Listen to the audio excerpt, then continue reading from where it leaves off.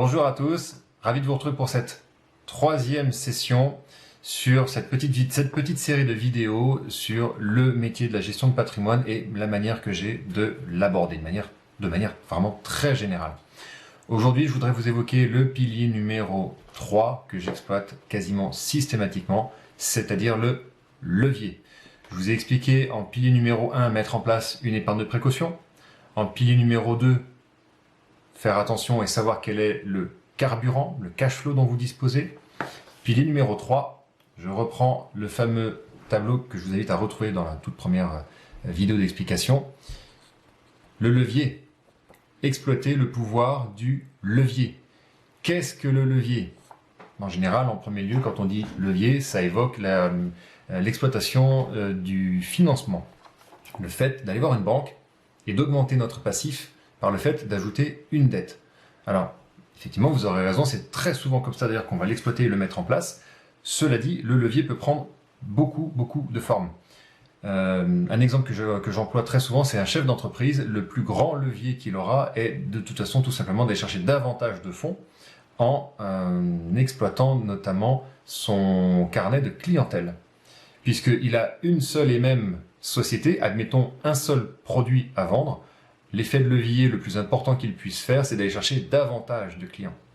Donc ça, c'est le cas, vous auriez une société, et je vous laisse extrapoler. Mais un particulier, par exemple, tout à fait à juste titre, une de mes clientes m'a remonté cette idée-là, le levier serait également d'utiliser, par exemple, chez vous, la capacité avec Vinted ou des sites de vente en ligne, Le Bon Coin ou d'autres, de vendre des actifs, en tout cas des choses qui ne génèrent pas de valeur, mais qui sont dans vos possessions, de les mettre en vente, et donc du coup de faire du levier sur des choses qui ne généraient pas de valeur. Effet de levier. L'effet de levier, ici, si je reprends l'exemple du financement, cet effet de levier n'est accessible que si votre situation des actifs est bonne. Et cette situation n'est bonne que parce que vous avez un carburant qui fonctionne bien, et donc un équilibre de vos recettes et de vos dépenses. Vous comprenez pourquoi j'aime beaucoup, je l'ai appelé cash flow quadrant. C'était pas le cash flow quadrant de Kiyosaki. C'est un, je ne sais plus, je vous laisse me retrouver le nom, vous me le noterez dans les commentaires, vous m'écrirez sur le site. Ce que j'ai beaucoup aimé avec Monsieur Kiyosaki sur l'équilibre de ce tableau, c'est qu'en fait, il peut s'appliquer à des finances personnelles.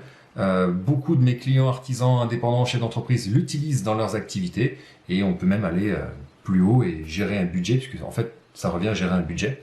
Mais ce tableau, aussi simple soit-il en apparence, fait vraiment le boulot et s'applique, à date, jusqu'à ce jour, s'applique à l'intégralité de mes clients. On peut tous piloter nos finances, nos situations, quelles qu'elles soient, sur la base de ce tableau.